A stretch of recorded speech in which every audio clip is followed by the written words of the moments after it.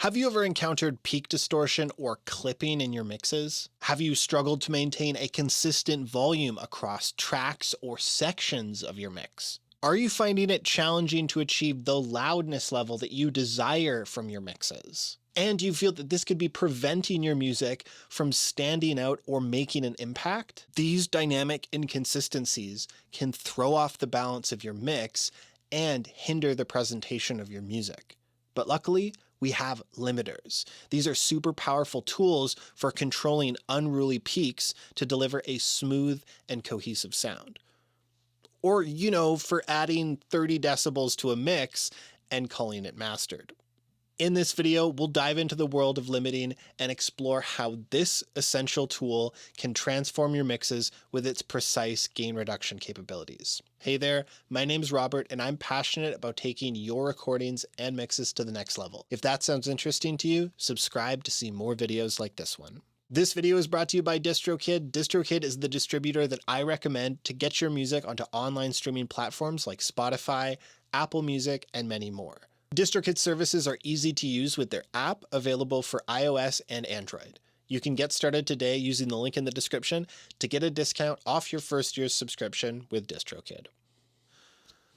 When I was first learning to mix, getting a full sounding mix that stood up to my reference was a real challenge. I would go in trying to make the best possible mix, but when I'd bounce it to listen to my phone or my laptop, it was just quiet. Like, it didn't have the impact of the music that I was hearing everywhere else. And it felt awful, and I didn't know what I was doing wrong. But what I did know is that when I would show my music to my friends, it just didn't have the impact and the volume that they were used to hearing everywhere else. I was definitely missing something. And it wasn't because the quality wasn't there. It was just because I wasn't filling every last bit with sound information. I wasn't maximizing the size and the volume of my mixes. And that's where a limiter comes in. A limiter is an easy way to add gain to maximize your mix's level, while also ensuring that the loudest parts of your mix don't clip or distort. It acts like a safety ceiling where no audio goes above the level that you set. But what is limiting specifically, and how is it different from compression? Well, limiting is compression with two specific attributes. Number one is a fast attack capable of truly catching the peaks of an audio signal. And number two is a high ratio to be able to flatten anything that exceeds the set peak level. So you can think of the difference between compression and limiting like the difference between a rubber band and a brick wall. Compression pushes against the dynamics of your audio, gently reducing the peaks. Compression is like the rubber band.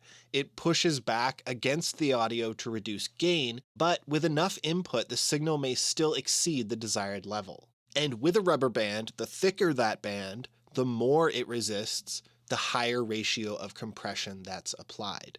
Now imagine the range of motion of your hands to be dynamic range. With a rubber band around your hands, it reduces your range of motion. But if you try really hard, you can still break through that band. Now imagine pushing against a brick wall. Or for a similar action to the rubber band, try pushing against a door frame.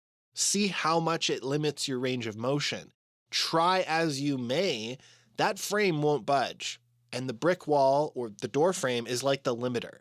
It will reduce peaks to fit into the level that you tell it to, but nothing gets past because of its fast attack to catch peaks and its high ratio to really stomp them down. And this is the primary purpose of limiting, to avoid clipping and distortion by ensuring that the signal does not surpass 0 dBFS, thus maintaining the audio's clarity. All right, so for our first example, let's take a look to see how a limiter can be used to maximize a stereo mix. Here's the mix on its own. You're a hand grenade, a cannonball, yeah. Strong TNT. I'm afraid of all the things that you could do with me. So the mix sounds all right, but there's still some headroom. The mix is not filling as much space as it could. Now, you could add gain, but then what happens? As you approach 0 dBFS, this red light is going to go off, which means clipping has occurred, and we don't want that. So instead of gain, I'm going to use a limiter. The first slider to focus on is the ceiling.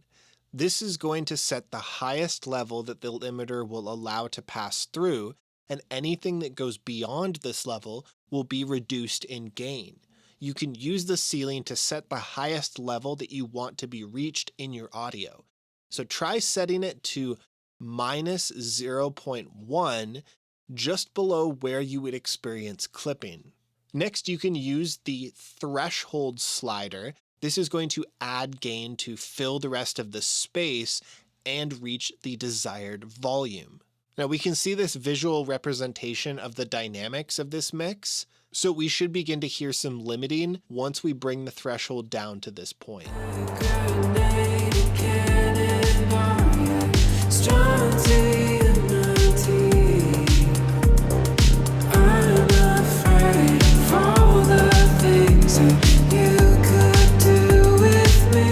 So by using that threshold slider, the song is now much louder, but that's not all. If we look at a bounce of this limited file, we can see how it's squared off some of the peaks. It's just removed that dynamic information, but it's going to do so in a much more pleasing and transparent way than just letting the mix clip by adding gain alone. So let's compare that, a mix with added gain, and then the mix with the maxim limiter. You're a hand grenade, cannonball, yeah. Strong TNT. I'm afraid of all the things that you could do with me. While limiting is usually thought of as a mastering tool, limiting can also be used on groups of tracks or individual instruments, which we'll explore in the next few examples using familiar compressors with limiting functions like the 1176 and the LA2A. Sometimes you want the dynamics of your recorded drums to be more consistent, and a compressor limiter like the 1176 is a great tool for this.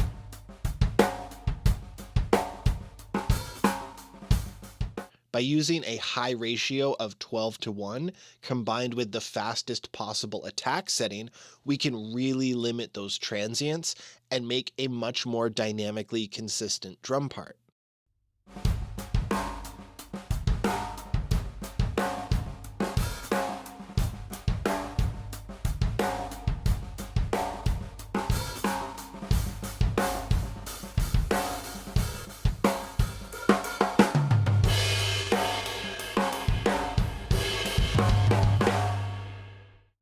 It also adds more of a loud quality as the limiter emphasizes nuances in the sound.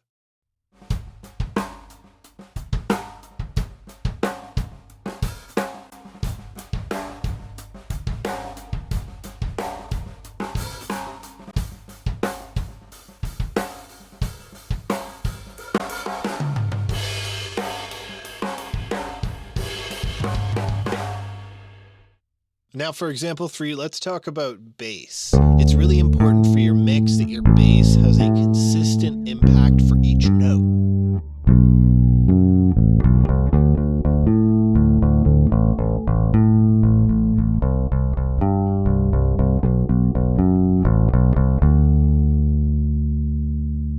And this is another great use for an 1176. Using similar settings to our last example, with a slower release, we can smooth out the bass performance to have a much more even and consistent level between each note and part of the performance.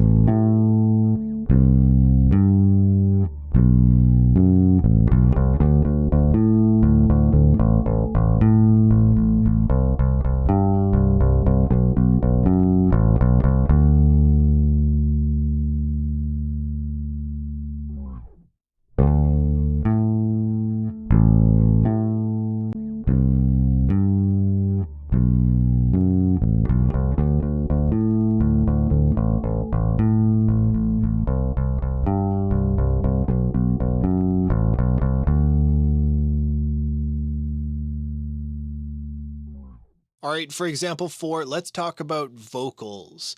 Vocals are usually the focal point of a mix, and getting each word to be as clear as possible is really important. I'm one step closer to losing everything that I have cared about, but I can't get there without a little help. Now, one tool that can be great for this is the LA2A in limit mode, which uses a higher compression ratio than the compress mode. How much more? Well, the original hardware manual just vaguely states that it's a higher ratio, while the plugin manual states that the limit mode is closer to an infinite ratio. But this is what came up in Plugin Doctor. Regardless, what we get is a much more even vocal performance. I'm one step closer to losing everything that I have cared about, but I can't get there without a little help. The LA2A has really leveled out all those dynamics in the vocal. The only thing it really didn't catch are these initial peaks because it wasn't fast enough. And that's a job for the 1176, specifically with a fast attack and release to focus on squashing those pesky peaks. Now we have a perfectly leveled vocal part. Let's hear a comparison between all 3 versions. I'm one step closer to losing everything that I have cared about, but I can't get there without a little help.